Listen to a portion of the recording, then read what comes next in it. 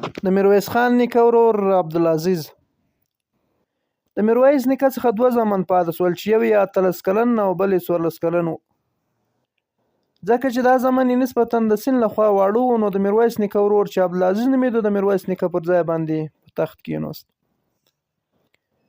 دې سړي د ورور په شان لوړ همت نه درلود، بلکې هوسايي او آرامي خوښونکی وضعیت یې و او د جنګ څخه یې کرکه کوله.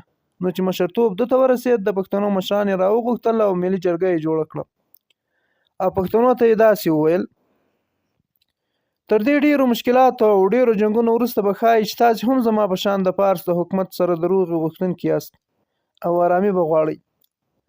اوس چې مې مشر ورور مرحوم سو او پښتنو ته یې لویه صوبه او فتحه ګټلې ده، نو که موږ د روغې او صلحې غوښتنه وکړو، د پارس پاچا به یې په ډیره خوښۍ سره ومني.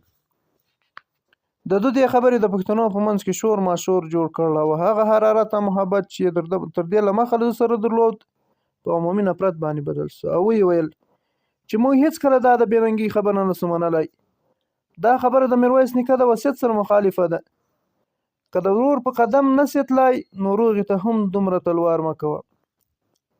که څه هم ملي جرګې د ده خبره ونه منله، مګر عبدالعزیز په پټه د پارس حکومت ته ورغی او دا لاندې شرطونه یې د استازي په ذریعه وړاندې کړل. اول: پښتانه دې د هغه باټ څخه چې د ګرګین په وخت کې اخیستل کېدل معاف وي. دوهم: کندهار ته د فارسي عسکر نه راځي. دریم: د پښتنو پاچاهي دې همیشه د عبدالعزیز د زامنو او لمسیانو وي. څنګه چې پښتنو خپله دا ازادي په خپلو وینو لاسته راوستلې او رانیولې وه، نو چې د عبدالعزیز په دې ناوړه کار خبر شول، عبدالعزیز ته یې ډېرې سترګې سرې شوې. په تېره بیا د میرویس زوی شاه محمود چې د اکا دا پیشنهادونه یې ولیدل، د څو پښتنو مشرانو په مشوره یې د شپې بلې دنیا ته واستاوه او د ده د بېننګیو جزایي د خپل خنجر په واسطه د ده په ټټر کې کېښوله. مګر پټه خزانه بیا وایي چې عبدالعزیز د ملت غم نه خوړ، څو چې په 1190 هجري قمري کال کې د شپې د نارنج د قصر د بامه خطا سو او راولوېد مړ سو. که څه هم باید د پټې خزانې دا قول معتبر وباله سي چې لیکونکی یې معاصر و، نو نه یې غوښتو یا د هغه وخت د سیاست تقاضا نه کوله چې د ده د مرګ نسبت شاه محمود ته ورکړي.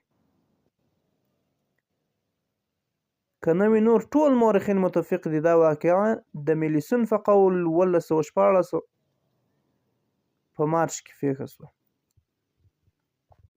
قدرمنو اوریدونکو او لیدونکو، دا و زموږ د نن ورځې ویډیو. هیله کوم چې خوښه شوې به مې وي. که تاسې قدرمن لیدونکي د داسې نورو تاریخي ویډیوګانو په لټه کې یاست، نو زموږ د یوټیوب چینل ورسره سبسکرایب کړئ او که کوم پیشنهاد انتقاد لرئ، زموږ ته په کمنټ کې ووایاست، موږ به په هغو کې اصلاحات راولو.